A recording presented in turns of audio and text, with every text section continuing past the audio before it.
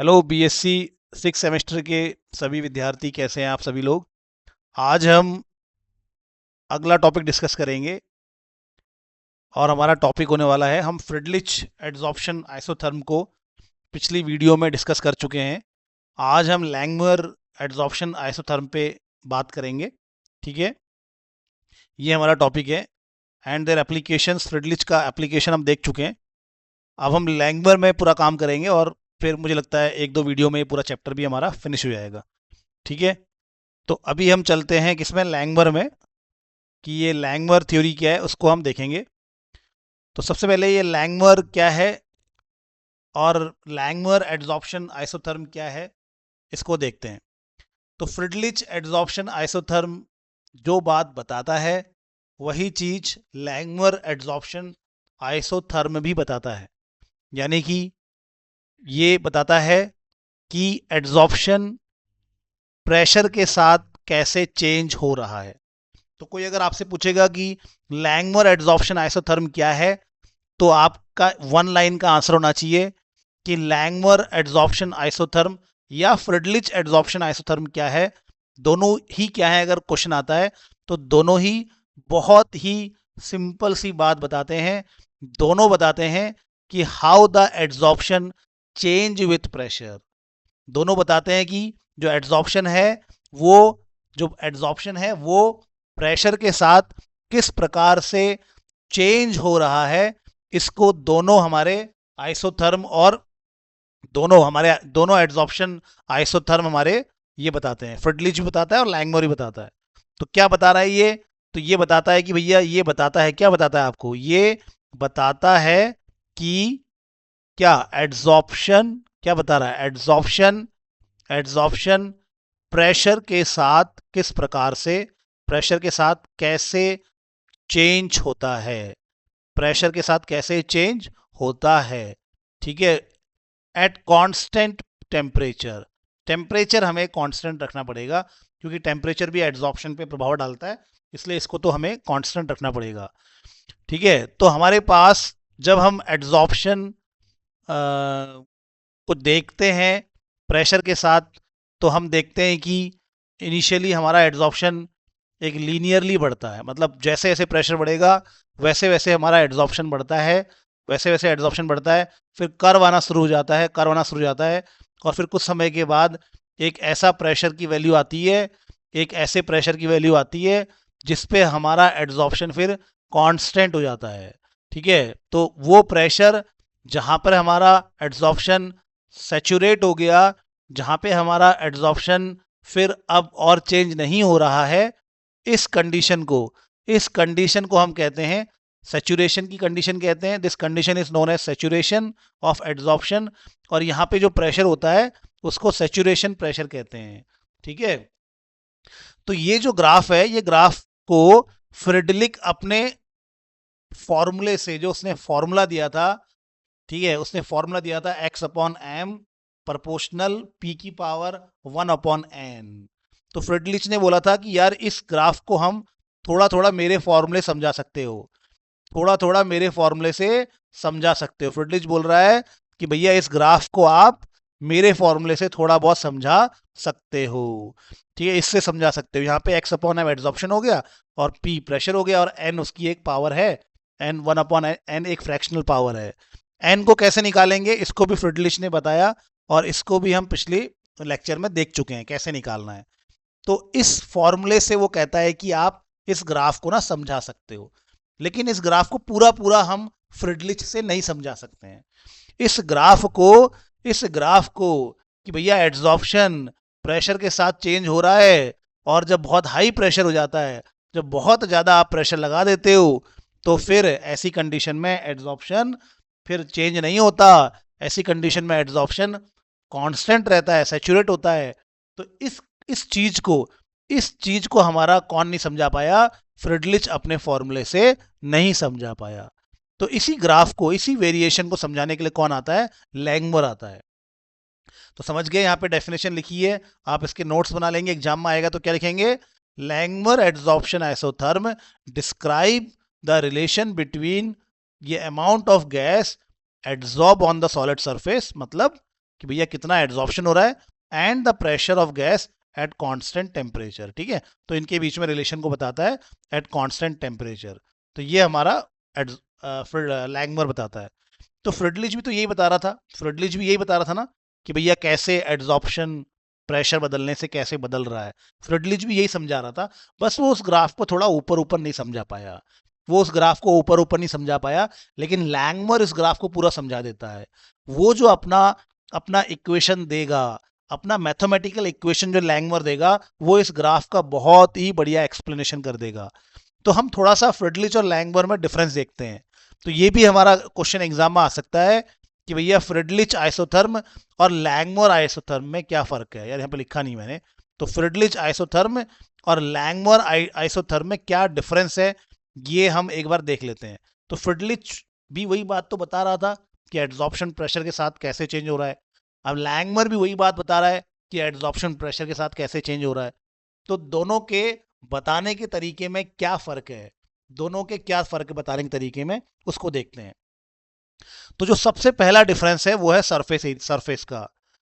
फ्रिडलिच जो अपना एक्सप्लेनेशन देता है, फ्रिडलिच जो अपना एक्सप्लेनेशन देता है, वो देते वक्त फ्रिडलिच कहता है कि यार आप एड्जॉर्प्शन को ना थोड़ा हेट्रोजीनियस मान के चलो, ठीक है। फ्रिडलिच जब अपना एक्सप्लेनेशन दे रहा है, जब वो कह रहा है कि X upon M proportional P की पावर 1/n ले लो, तो फिर वो कहता है कि यार ये फॉर्मूला आपका तब आप अप्लाई करो ढंग से, तब अप्लाई होगा जब आप क्या करोगे, जब आप क्या करोगे, जब आप क्या करोगे, आप सरफेस को कैसा कंसिडर करोगे, आप सरफेस को हेट्रोजीनियस कंसिडर करोगे। हेट्रोजीनियस का मतलब है कि सरफेस में, हेट्रोजीनियस का क्या मतलब है कि सरफेस में सभी साइड का मतलब होता है जहां पे पार्टिकल ऊपर से चिपकता है। मतलब यहाँ पे 100 कुर्सियां रखी हैं और हम बैठेंगे उसमें, तो वो कुर्सियां क्या है, साइट है। सरफेस के ऊपर कुर्सियां रखी हैं और कुर्सियों में हमें बैठना है, तो कुर्सियां क्या है, साइट है। हम यहाँ वहाँ नहीं बैठेंगे, हम केवल साइट में जाएंगे। तो जो साइट होती है सॉलिड सरफेस के ऊपर, इसको बोलते हैं साइट। यहाँ पे आके हमारा गैस का पार्टिकल क्या है, चिपकता है ना। तो फ्रिडलिच के अनुसार जो सरफेस में साइट होती हैं एक जैसी नहीं होती हैं, एक जैसी नहीं है, ये ऐसा मानता है। वो कहता है कुछ साइट ज़्यादा एनर्जी की हैं, कुछ साइट कम एनर्जी की हैं, ठीक है। कुछ कुर्सियां अच्छी महंगी महंगी हैं, नीलकमल की बढ़िया बढ़िया कुर्सियां हैं, कुछ ऐसे ही रद्दी कुर्सियां, लोकल कुर्सियां हैं, ऐसा मानता है वो। तो लोग जब आएंगे यार, चुप बैठने के लिए आएंगे, तो लोग क्या करेंगे, अच्छी अच्छी कुर्सियों में पहले बैठना शुरू करेंगे। इसलिए जब स्टार्टिंग होती है, जब लो प्रेशर होता है, जब लोग कम आए होते हैं, तो फिर वो अच्छी अच्छी कुर्सियों में फटाफट बैठते हैं। तो स्टार्टिंग में एड्जॉर्प्शन बहुत अच्छा होता है, ऐसा फ्रिडलिच कहता है। फिर बाद में वो बोलता है कि यार लेस एनर्जी की साइट बच जाती हैं। वो कहता है कि लेस एनर्जी की साइट बच जाती हैं, कहने का मतलब है कि फिर पुरानी पुरानी कुर्सियां बच जाती हैं, इसलिए फिर लोग बैठना कम करते हैं। मतलब फिर बाद में लेस एनर्जी की साइट बच जाती हैं, इसीलिए फिर बाद में एड्जॉर्प्शन कम होता है, ऐसा फ्रिडलिच बता रहा है, ठीक है। एक काम करेंगे, हम इसको थोड़ा सा इसको लाल से, अरे यार तो गड़बड़ हो गया, तो इनको थोड़ा अच्छा अच्छा कलर कर देते हैं, ठीक है। इसको हम ऐसा कर देते हैं, ये लो, ये डिफरेंस हम इनके बीच में देख रहे हैं ना, ठीक है। ये हमारे फीचर्स हैं, ओके, ठीक है। तो यहाँ पर लेकिन लैंगमर क्या कहता है, लैंगमर कहता है कि भैया ऐसा नहीं है, लैंगमर कहता है कि ऐसा नहीं है। लैंगमर कहता है कि यार आप, मैं उस ग्राफ को समझा तो दूंगा, मैं इस वाले ग्राफ को समझा तो दूंगा, ये जो ऊपर ग्राफ है, इस ग्राफ का मैं एक्सप्लेनेशन दे तो दूंगा, ये वाले ग्राफ का पूरा, लेकिन इस ग्राफ का एक्सप्लेनेशन मैं तब दूंगा जब तुम मेरे हिसाब से सोचोगे। वो कहता है कि आपको ये सोचना पड़ेगा, ये मानना पड़ेगा कि हमारा सरफेस कैसा है, होमोजीनियस है।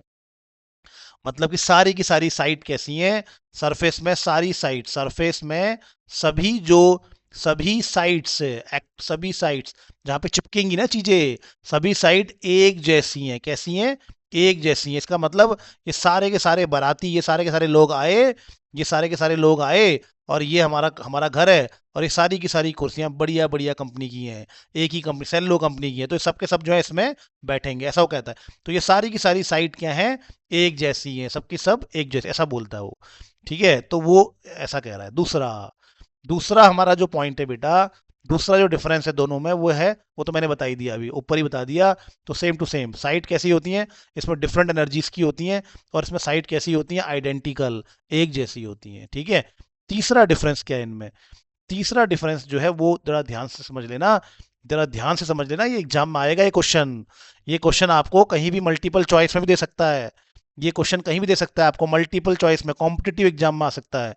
यहाँ पर आप ध्यान रखना कि जब हम फ्रिडलिच के हिसाब से इस ग्राफ को समझाते हैं, इस ग्राफ को समझाएंगे जब फ्रिडलिच के हिसाब से, ठीक है, तो इसके हिसाब से समझाएंगे तो फ्रिडलिच बोलता है कि भैया एड्सॉर्प्शन कैसा होता है, मल्टी लेयर एड्सॉर्प्शन होता है। इसका मतलब एक जब ये चिपकेंगे ना सरफेस में, तो इनके ऊपर और चिपकेंगे, ठीक है, और इनके ऊपर चिपक सकते हैं, तो यानी कि मल्टी लेयर्ड यहाँ पर एड्सॉर्प्शन होता है। लैंगवर कहता है कि यार मैं समझा तो दूंगा ग्राफ को, मैं ग्राफ को समझा तो दूंगा बढ़िया तरीके से, मैं फॉर्मूला भी आपको बढ़िया बता दूंगा, लेकिन आप याद रखना कि मैं ये एज्यूम करके चलूंगा कि एड्सॉर्प्शन कैसा होता है, मोनोलेयर होता है। एड्सॉर्प्शन कैसा होता है, एड्सॉर्प्शन कैसा होता है, मोनोलेयर, ठीक है। तो एड्सॉर्प्शन इज अ मोनोलेयर, इस बात को ध्यान रखना है, ठीक है। एड्सॉर्प्शन मोनोलेयर होता है। फोर्थ डिफरेंस क्या है उसको देखेंगे, fourth difference, we are coming to the fourth difference, ठीक है। तो ये सेचुरेशन को नहीं समझा पाता है, ठीक है, ये इसकी बहुत बड़ी दिक्कत है ना, ठीक है, ये सेचुरेशन को नहीं समझाता है। फ्रिडलिच जो है इसको नहीं समझा पाता, इस वाले पार्ट को। क्यों? क्योंकि फ्रिडलिच के अनुसार, फ्रिडलिच जो है, फ्रिडलिच भैया के अनुसार क्या होता है, फ्रिडलिच के अनुसार क्या प्रॉब्लम है, फ्रिडलिच के अनुसार, फ्रिडलिच के अनुसार एड्सॉर्प्शन जो है वो तो, मैं अब इसको इक्वल कर देता हूँ, इक्वल करने में कांस्टेंट देते हैं। एड्सॉर्प्शन जो है वो तो इक्वल है के की पावर 1/n के, उसका यही फॉर्मूला है। कहाँ से आया उसको खुद मालूम नहीं है, वो बस अध्ययन करता रहा, अध्ययन करता रहा, खूब सारे उसने एक्सपेरिमेंट किए, तब समझा, उसने ये एक फॉर्मूला दिया, उसने ये फॉर्मूला दिया। अब यदि P बहुत हाई होगा, P क्या होगा, बहुत हाई, या हम क्या कर लेते हैं, P को इन्फाइनाइट मान लेते हैं, तो ऐसे में, तो ऐसे में क्या होगा, तो ऐसे में एक्स अपॉन एम भी तो क्या होगा, एक्स अपॉन एम भी तो क्या होगा, बहुत हाई होगा, बहुत हाई होगा, बहुत ज्यादा होगा ना। तो एक्स अपॉन एम भी इन्फाइनाइट हो जाएगा। तो ग्राफ कैसा जाना चाहिए, ऐसे ऐसे ऐसे ऐसे करके, ऐसे करके, ऐसे करके बढ़ते रहना चाहिए ग्राफ, ऐसा नहीं आना चाहिए, बढ़ते रहना चाहिए, बढ़ते रहना चाहिए। इसको मैं रेड से दिखाता हूँ, बढ़ते रहना चाहिए, ऐसे करके बढ़ते रहना चाहिए।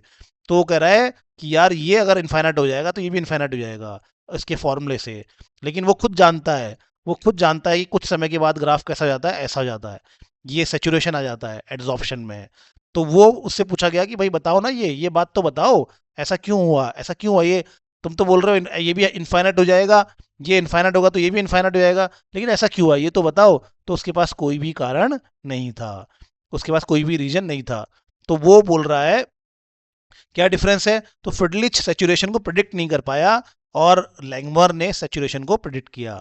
फिर हमारे पास, अरे, फिर हमारे पास क्या है, हमारे पास अगला पॉइंट भी देखेंगे, नेचर। नेचर का मतलब है कि फ्रिडलिच का जो थ्योरी है वो कैसी है यार नेचर में। तो फ्रिडलिच ने जो फॉर्मूला दिया, क्या वो फॉर्मूला उसने कहीं से डिराइव किया, क्या उसने वो फॉर्मूला कहीं से डिराइव किया, तो आंसर है नहीं।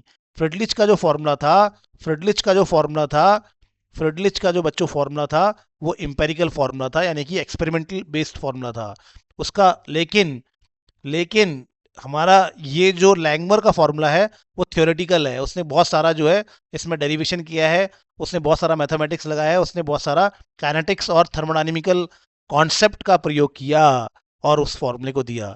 और फिर अगला पॉइंट क्या है, अगला पॉइंट ये है, छठा डिफरेंस क्या है इनमें, दोनों में छठा डिफरेंस ये है कि हाई प्रेशर में कौन सही है, हाई प्रेशर में कौन चलता है।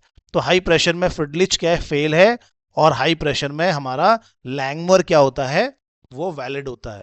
तो बेटा ये हमारे पास क्या है, वेरी वेरी इंपॉर्टेंट डिफरेंस है दोनों के बीच में। आप इन दोनों डिफरेंस को देखिए।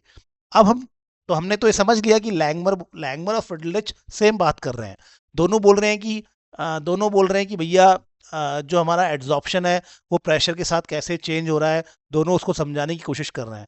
लेकिन लैंगमर, फ्रिडलिच थोड़ा अलग माइंडसेट से चल रहा है। वो बोल रहा है कि मल्टी लेयर्ड बनती है, फिर वो बोल रहा है कि यार आपका जो है जो हेट्रोजीनियस साइट्स होती हैं, सारी साइट एक जैसी नहीं होती हैं। फिर वो बोल रहा है कि आप जो है ये मान के चलो कि यार हाँ, फिर वो बोल रहा है कि मेरा फॉर्मूला यूज़ करो तो कुछ कुछ बातें मैं समझा पाऊंगा, ठीक है। अब आता है लैंगमर। लैंगमर बोलता है कि चलो इस बात को मैं समझाता हूँ अपने तरीके से, ये ग्राफ ऐसा क्यों बना, फिर ये यहाँ पे ऐसा क्यों जा रहा है, फिर कर्व आया, फिर ऐसे करके सैचुरेशन क्यों आ गया। तो लैंगमर बोलता है कि मैं एड्जॉर्प्शन को मैं समझाऊंगा कि वो प्रेशर के साथ कैसे चेंज हो रहा है, लेकिन लेकिन लेकिन तुमको मेरे हिसाब से सोचना पड़ेगा। तो लैंगमर बोल रहा है कि मेरे हिसाब से सोचना पड़ेगा, इसका मतलब लैंगमर के हिसाब से पहले चलते हैं चलो। तो लैंगमर कुछ एजम्पशंस कर रहा है, वो मैंने यहाँ पे भी लिखे हैं। अब उन्हीं एजम्पशंस को हम लैंगमर की थ्योरी बोलते हैं। ठीक है, तो लैंगमर थ्योरी बोलते हैं हम उन्हीं एजम्पशंस को, वो देखते हैं। ठीक है, तो लैंगमर थ्योरी क्या है, लैंगमर की एड्जॉर्प्शन थ्योरी क्या है। तो जो लैंगमर मान के चल रहा है कि भैया तुम, जो मैं उस ग्राफ को समझाने के लिए जो मैं मान के चल रहा हूँ, उन पॉइंट्स को जरा पहले नोट कर लो। वो पॉइंट मेरी थ्योरी है, वो पॉइंट मेरी थ्योरी के पोस्टुलेट्स हैं। तो हम उन पोस्टुलेट्स को फटाफट डिस्कस करते हैं। ठीक है, तो ये एग्जाम में क्वेश्चन आएगा, एग्जाम में पक्का आएगा ये क्वेश्चन कि लैंगमर की थ्योरी क्या है, या वो बड़ा सा क्वेश्चन आएगा लैंगमर का, तो सब लिखना है उसमें। तो लैंगमर का पहला पॉइंट ये था, पहला पॉइंट है होमोजीनियस साइट। होमोजीनियस साइट का मतलब क्या है कि सारी की सारी सभी साइट्स जहां पे एड्जॉर्प्शन होगा, सभी साइट कैसी होंगी, एक जैसी होंगी। एनर्जी के हिसाब से सभी साइट एक जैसी होंगी। यानी कि ऐसा नहीं होगा कि कुछ ज़्यादा एनर्जी की हैं, कुछ अच्छी कुर्सियां हैं, कुछ गंदी कुर्सियां, ऐसा नहीं। सभी अच्छी अच्छी साइट्स हैं, एक जैसी साइट्स हैं। दूसरा वो बोल रहा है कि एड्जॉर्प्शन को मोनोलेयर मानना पड़ेगा। एड्जॉर्प्शन को कैसा मानना पड़ेगा, मोनोलेयर मानना पड़ेगा। ठीक है, कि भैया एक साइड ऑक्यूपाइड होगी, तो उसके उस एक साइड अगर ऑक्यूपाइड होगी तो उसके पर और ऐसा नहीं होगा, वो कह रहा है। ठीक है, एक मोनोलेयर बनेगी। ठीक है, ये मानना पड़ेगा। ठीक है ना, नोट बनाते जाइए आप, इसको स्क्रीनशॉट लीजिए, इसके नोट्स बनाते जाइए। थर्ड पॉइंट क्या कह रहा है लैंगमर, थर्ड पॉइंट में क्या कहता है, लैंगमर जो है गलत हो रहा है। लैंगमर थर्ड थर्ड पॉइंट में क्या कहता है, वो कह रहा है कि यहाँ पर फिक्स्ड नंबर ऑफ साइट्स होती हैं। ठीक है, the surface contain fixed number of sites, समझ गए होंगे आप। तो लैंगमर कह रहा है कि यार ये जो साइट्स होती हैं, अगर ये 10 हैं तो 10 ही होंगी। ऐसा नहीं कि इनफाइनाइट होती हैं, ऐसा नहीं, कुछ फिक्स नंबर ऑफ साइट होती हैं। भैया आपके 200 बाराती आ गए, तो हमें क्या करना है, हमारे पास तो 100 ही कुर्सियां हैं। तो वाला कॉन्सेप्ट है कि भैया आपके पास कुर्सियां क्या है, फिक्स्ड है बैठने के लिए। तो उसको समझ लेना। ठीक है, अब बाराती आएंगे तो एक कुर्सी में एक ही तो बैठेगा, तो वही है, एक मॉलिक्यूल एक साइड पे एड्सॉर्ब होता है, एक साइड एक ही मॉलिक्यूल को होल्ड करती है। ये इसका कौन सा पॉइंट है, फोर्थ पॉइंट है। ठीक है, एक बाराती आएंगे तो एक एक आदमी एक कुर्सी में बैठेगा। मतलब मैं बारातियों का एग्जांपल दे रहा हूँ, ऐसे समझ लेना आप, अच्छा सही तरीके से बात समझ में आएगी। मतलब एक साइड पर केवल एक ही पार्टिकल आ सकता है। फिर दो नजदीक के पार्टिकल आपस में इंटरेक्ट नहीं करेंगे, इसको भी मान के चलो। बोल रहा है ये, बोल रहा है कि भैया यहाँ पे एक पार्टिकल आया और यहाँ पे चिपक गया, इस साइड पे, यहाँ पे जो साइड थी, यहाँ पे जो पार्टिकल, नीचे जो पार्टिकल है ना, इसके ऊपर चिपकेगा ना, ये इसको साइड बोलते हैं। तो इस साइड पे यहाँ पे ये एक पार्टिकल चिपका, तो वो कह रहे दोनों आपस में कोई इंटरेक्शन नहीं रखेंगे।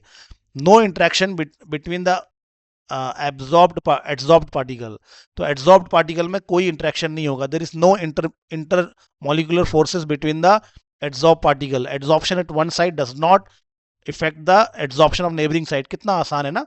तो बोल रहा है मोनोलेयर होमोजीनियस होता है, सारी सारी की सारे साइड्स एक जैसी होती हैं, मोनोलेयर ही बनेगी।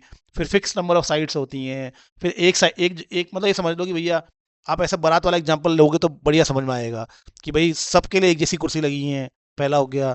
एक एक एक सीट पे एक ही आदमी बैठेगा, यानी कि मोनोलेयर बनेगी। एक सीट में एक ही आदमी बैठेगा, एक आदमी दूसरे आदमी को परेशान नहीं करेगा, मतलब एक पार्टिकल दूसरे पार्टिकल के साथ कोई भी अट्रैक्शन नहीं रखेगा। ठीक है, ये सारी बातें को ध्यान रखना, ये इसके पॉइंट्स हैं। ठीक है, फिर वो कह रहा है कि there is a dynamic equilibrium. क्या है, डायनामिक इक्विलिब्रियम, किसके बीच में डायनामिक इक्विलिब्रियम है, ये समझ लेना, ये बात समझ लेना, ये बहुत इंपॉर्टेंट है। भाई जब कोई पार्टिकल आता है ना बच्चों, जब कोई पार्टिकल आता है और चिपकता है, तो उसी समय कुछ पार्टिकल निकलते भी हैं, ये बाहर को निकलते हैं। ये आया और चिपका, ये बाहर को निकला। ठीक है, तो सरफेस में सरफेस में सरफेस में चिपकता है ना, सरफेस में चिपकने, गलत हो गया, सरफेस में चिपकने, चिपकने को क्या कहते हैं, सरफेस में चिपकने की प्रक्रिया को, ऐसा लिखना नहीं एग्जाम में, मैंने डेफिनेशन लिखा रखी है उसको, उसको बोलते हैं एड्सॉर्प्शन। क्या बोलते हैं, एड्सॉर्प्शन। सरफेस में आके वो एक्यूमुलेट हो गया। लेकिन सरफेस को छोड़ने की प्रक्रिया, सरफेस में आ गया फिर अब छोड़ेगा, छोड़ने, छोड़ने को क्या कहते हैं, डिसॉर्प्शन। आया है तो छोड़ के भी जाएगा, जो आया है इस दुनिया में छोड़ के जाएगा। तो सरफेस में चिपका तो एड्सॉर्प्शन, छोड़ रहा है तो डिसॉर्प्शन। तो इसके अनुसार एड्सॉर्प्शन होगा, डिसॉर्प्शन होगा, पहले एक फास्ट होगा एक स्लो होगा। ठीक है, जल्दी जल्दी आज चिपक रहे हैं, धीरे धीरे निकल रहे हैं, फिर धीरे धीरे तेज तेज निकलेंगे, ऐसे करके दोनों अलग अलग रेट पे हो रहे हैं ना। तो वो कहता है कि कुछ देर के बाद क्या हो जाएगा, कुछ देर के बाद जिस रफ्तार से चिपक रहे हैं उसी रफ्तार से छोड़ेंगे, जिस जिस रफ्तार से चिपक रहे हैं उसी रफ्तार से छोड़ेंगे भी। अगर 10 चिपके तो 10 छोड़ देंगे, ऐसा कहना चाह रहा है वो। ठीक है, तो इसको कहते हैं डायनेमिक इक्विलिब्रियम। तो वो कह रहा है कि भाई डायनेमिक इक्विलिब्रियम एग्जिस्ट करेगा किसके बीच में, एड्सॉर्प्शन और डिसॉर्प्शन के बीच में। और वो कह रहा है adsorption is reversible. Adsorption reversible है, इसका मतलब अगर चिपके हैं तो छोड़ भी सकते हैं, वही बात हो गई, चिपका है तो छोड़ भी सकता है। और जिस रफ्तार से चिपक रहा है उस रफ्तार से पहले तो नहीं हटता है, लेकिन बाद बाद में वो कह रहा है कि जिस रफ्तार से चिपक रहा है उसी रफ्तार से बाहर को फिर वो निकलेगा। इसको कहते हैं डायनामिक इक्विलिब्रियम। ठीक है, तो आज की वीडियो में हमने पढ़ा कि लैंगमर एड्सॉर्प्शन क्या है, वही है जो फ्रिडलिच है, एड्सॉर्प्शन और प्रेशर के बीच में रिलेशन बताता है। फिर फ्रिडलिच से अलग कैसे है वो हमने देखा कि भैया फ्रिडलिच हेट्रोजीनियस कहता है, होमोजीनियस कहता है। फ्रिडलिच कहता है कि सारी कुर्सियां एक जैसी नहीं होंगी, एक जैसी होंगी, ऐसा कहता है।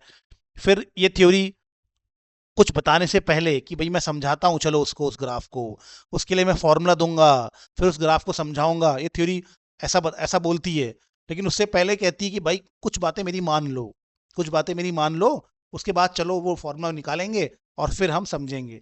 तो क्या बातें हमने इस थ्योरी की माननी है, क्या बातें हमने एज्यूम करनी है, उसको देख लो। एजम्पशन सही है, पूरे के पूरे एज्यूम करके चलना है, ऐसा जरूरी नहीं कि ये होता होगा। ठीक है, तो ये 7 आपके 7 8 7 हैं आपके पास, इनको नोट कर लीजिए, एग्जाम में जरूर आएंगे। ठीक है, आज के लिए इतना बहुत है, आप लोग अपना ध्यान रखिएगा। Bye bye, take care.